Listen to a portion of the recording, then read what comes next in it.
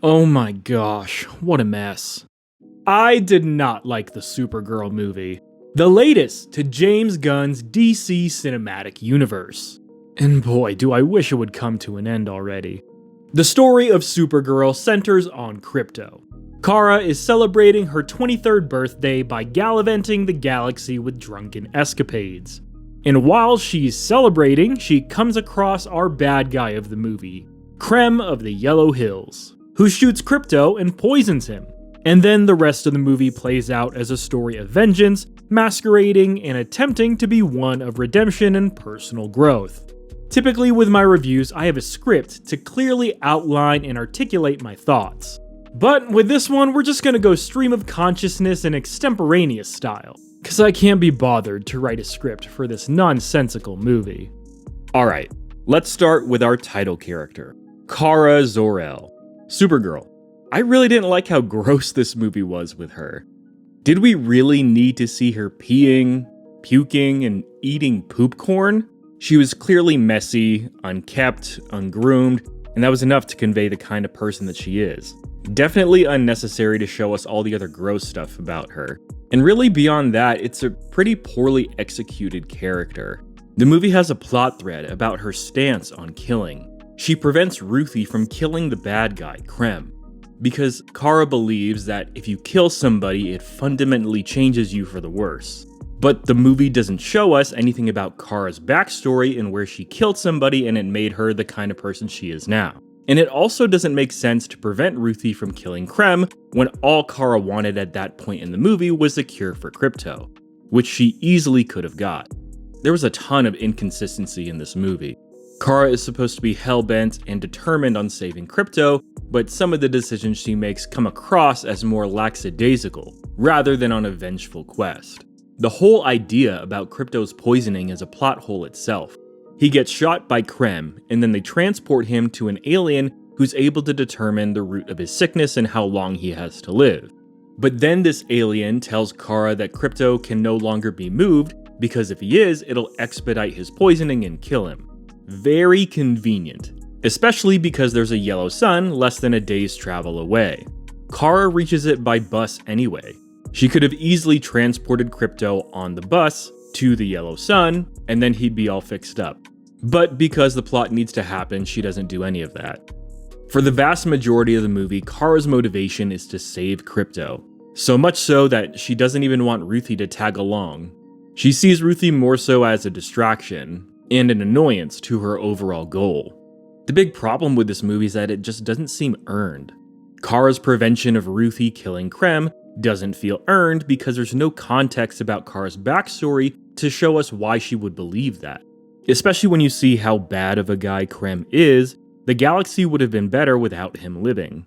Ruthye would have her revenge, Kara would have the cure, and both would be on their way. But then Kara at the end of the movie also prevents Lobo from killing Krem. She also has a clear headshot on Krem to eliminate him with her laser eyes but doesn't do anything. Major inconsistency and power scaling issues. Kara is shown to have super speed, super strength, and the lasers once again, but parts of the movie ignore that for convenience of the plot and so that we can see some action. And the action wasn't even good. For a movie that wasn't explicitly directed by James Gunn, you get plenty of his stylings in this movie. Kara looks a lot like Star-Lord.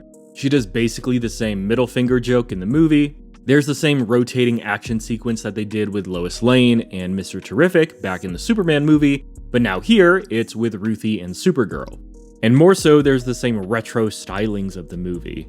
Old school tech, Polaroids, iPods, headsets. I don't think the music choices in this movie were good either. The pin drop in the final action sequence was not a good choice. Circling back to Kara's character, they also tried to go for a survivor's guilt, survivor's remorse angle with her. The movie shows us that she wasn't born on Krypton.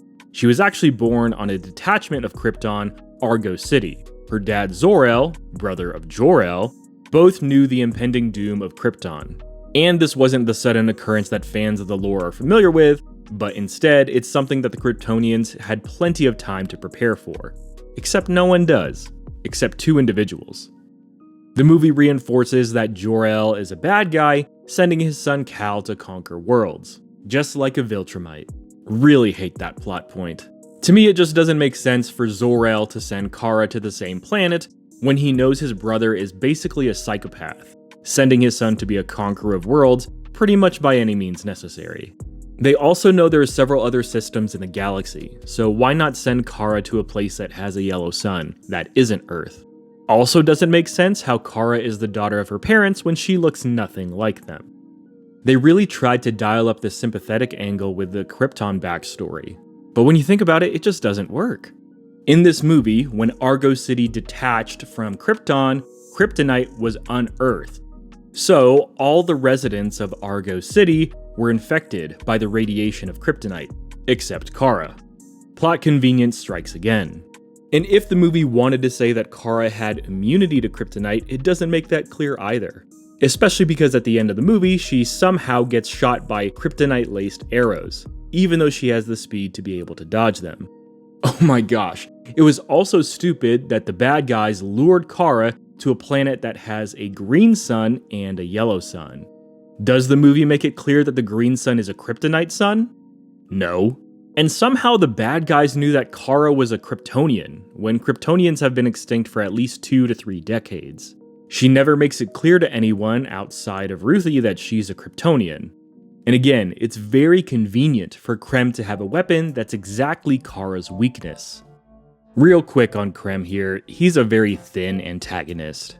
One-dimensional bad guy, sex traffics young women to further procreate his brigadier, whatever they're called, bad guy group. He has both the poison and the antidote to the poison all on his person. The movie tries to justify it with a throwaway line of dialogue saying that the brigands use it for torture. I just don't think that really holds up. So again, going back to Kara, they wanted to give her this Survivor's Guilt, Survivor's Remorse angle. And the culmination of this arc, if you want to call it that, is that she chooses Earth to be her home at the end of the movie. But none of the decisions and actions and the journey that she makes during the movie lead to that conclusion. It's basically just happenstance and because the plot wants it to be so. She has no interaction with the people of Earth. The closest thing we get to that is her interactions with Cal, because when she's in Metropolis, she's alone in her apartment, completely disconnected from everyone. There's a movie that does what they're trying to do with Kara way better, and it's Hancock, a superhero movie that was really before its time. You get a similar, very unlikable protagonist in Will Smith's character, also given into drunkenness, also a jerk. Asshole. That's not my name. Asshole. But in the Hancock movie, they show that his strategies and recklessness typically cause more harm than they do good. So the people that he's trying to help begin to resent him. But then, through the belief of a couple of individuals that he can be a better person, and then Hancock intentionally makes decisions to be a better person as well, and by the end of the movie, he truly embodies the hero's journey, what it means to be a hero. And the people that he wants to save begin to revere him. So the change to his character was believable and compelling. Whereas with Kara, she again doesn't interact with the people of Earth at all. She hardly wants to help Ruthye. They try to pull on your heartstrings with their dynamic in the third act, but it doesn't work. Kara is very selfish throughout most of the movie. There is a thread of moral goodness, but the plot's attempts to draw it out and develop it don't work. They fall flat. Outside of that, the cinematography was not flattering for this movie. It's very brown, dark, and unappealing to look at. They didn't do Millie any favors. She is messy and doesn't look good throughout the entire movie. And when you compare her to the other actresses who have donned the Supergirl name, she pales in comparison. There isn't anything aspirational about her character, whether that be from the physical standpoint or the moral one. The movie doesn't do the work to make whatever kind of character arc they want Kara to go through meaningful. It's not earned. Does she really learn a lesson in the movie? No. She's the same person at the beginning as she is at the end. She just wants to be on Earth now, for reasons. I know I mentioned Ruthye a bit earlier, don't have all that much to say about her. She did give the best line in the movie when she checked Kara on her behavior. This was at the part when Kara tries to say that she shouldn't kill Krem because it'll fundamentally change her as a person. But then Ruthie's rebuttal was great, because she'd rather be a bad person than be the kind of woman that Kara is. And Kara really has nothing to say to that, outside of screaming into the void of space. But once again, that line of dialogue and that interaction doesn't actually change Kara as a person. It basically just makes her mad and more vengeful and focused to saving Krypto, which she should have already been from the get-go. There was a big annoyance for me with Ruthie's character, and it was in the third act. She was apprehended and jailed by the bad guys, but was somehow able to overcome an alien 3 times her size. Extremely convenient for the plot. The plot needed a way for her to get out of the jail cell, so for reasons they let her do that.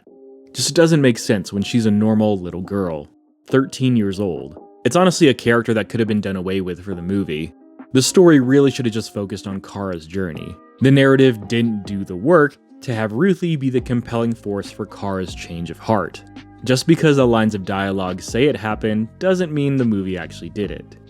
Other than that, the other cameos in the movie were Jason Momoa and David Corenswet. Mamoa was fine as Lobo. He certainly looks the part, but it's just Mamoa being Mamoa. Somehow he was able to be captured by the bad guys in the third act, even though he was overpowering them in their first confrontation.